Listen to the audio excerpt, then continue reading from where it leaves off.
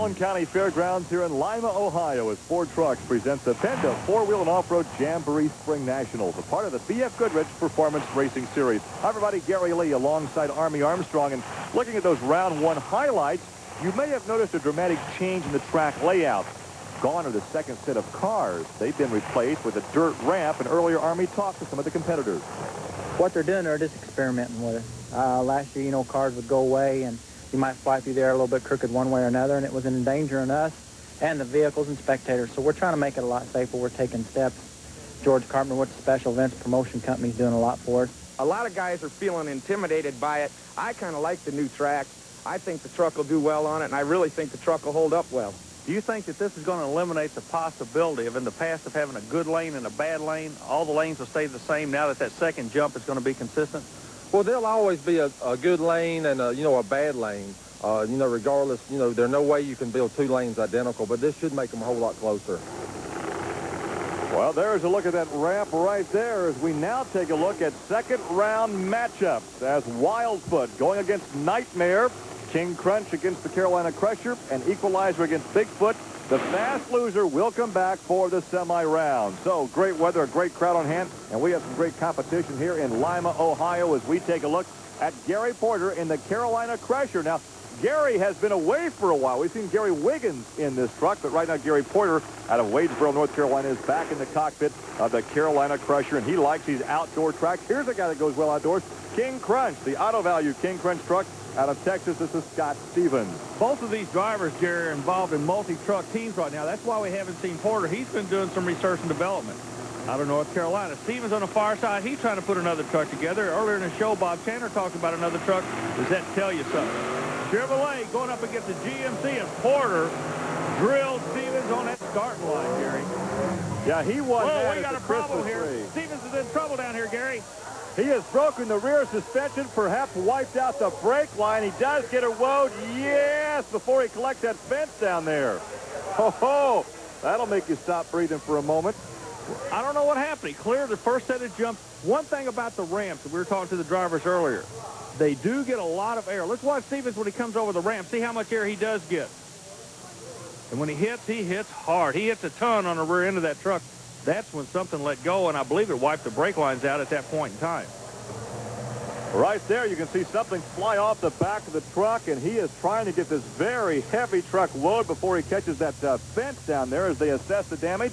And Army is standing by to talk with the crew chief, Rob Grossman. Well, Gary, right now I've got the crew chief from the King Crunch crew with us. We're going to try to find out, as you're looking at some of the action, exactly what happened. Looks like a tremendous amount of impact. It bent the both bottom four link bars. Yeah, we're not sure what caused it, but we know that we're not going to be able to get it back for the next round.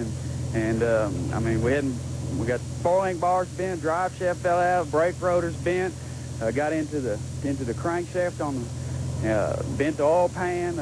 We got quite a bit of damage to work with. But Scott's okay. Scott's fine. Thanks a lot.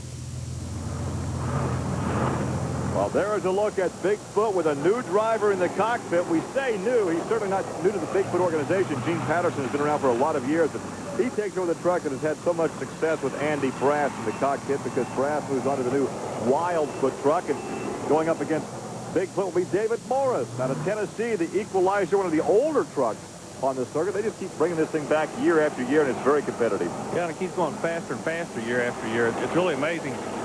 With Gary Cook and this young Morris boy done out of Tennessee on a real low budget. The other side of the track, the computer guys, Bob Chandler and his crew, and everybody, like Bob said earlier, are going forward. This sport is going forward. These two trucks are perfect examples. But when the light goes green, somebody's got to go to the other end. It'll be a Ford this time, Gary. That'll be Gene Patterson in Bigfoot number 10. That computer-designed two-frame race truck out of St. Louis. You know, Patterson's an interesting story. He came into the sport actually crewing with the Bigfoot team, and Bob Chandler works his guys through an apprenticeship. They'll start at a certain level and then work to the next level, to the next level, to the next level. And Patterson now has worked his way up to be the number 2 driver on this team. That's about as American a dream as you can have come true for you right there. Well, these guys can work on these trucks as well as drive these trucks as part of that apprenticeship. Exactly. That's why they make them do it. Good-looking new paint job. It's Wildfoot. Don't kid yourself. This is part of the Bigfoot organization. There's a man that's been so successful in monster truck competition. Andy Brass out of St. Louis, Missouri, has won everything there is to win in this type of competition. Now, this is earlier, round 1 against Don Van Loo. Don drives the Magnum Force pickup, and it was all Andy Brass. Van Loo had some electrical problems, but believe me, Andy Brass had him covered from the starting line, Gary. Now, that was first round. Now we're rolling over to the next round.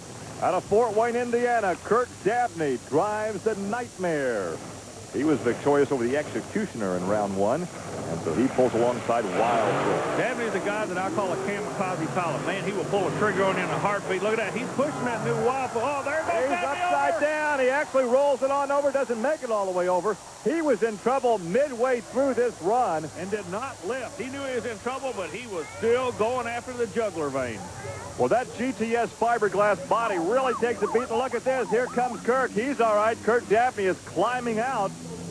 A lot of fiberglass damage, but perhaps the truck not damaged as much as it may appear from the grandstand. No, the chassis held up. You know, that's why they build these things by the rule book. All right, breathe a sigh of relief, Gary. He's going to come out of this thing okay. And the fans are happy to see him climb away, and I think you're down in a position now where perhaps you can get a word with Kirk Dabney. Well, Gary, real quick, things are kind of acting down here on the other end. First of all, are you okay? Yeah, Army, I'm fine. What caused the truck to bounce like it? Well, it looks like front steering linkage let go on the impact after the second jump. It's a little early to tell, but that's what the best guess is right now. Okay, well, I understand the EMTs want to get a look at you, get over there. Thanks a lot for coming over. Man, we're sorry about the bad luck. Hey, we'll be back, guys. Thank you very much. We will catch our breath, clear the track, and come back with more from Lima, Ohio. Yeah.